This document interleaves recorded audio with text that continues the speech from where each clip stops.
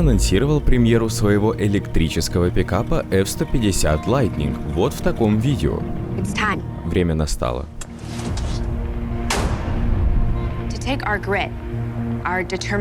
Взять нашу твердость характера, нашу целеустремленность, способности к инжинирингу и построить на этой основе. Пора взять инновации целого столетия и направить их в следующее. Взять легендарное и обернуть это во что-то революционное.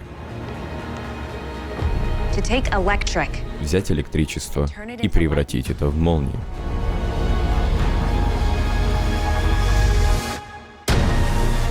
Премьера новинки состоится 19 мая, но на рынок электропикап от Ford выйдет только в середине следующего года. К слову, приставка Lightning появилась в названии будущего F-150 не просто потому, что пикап станет электрическим.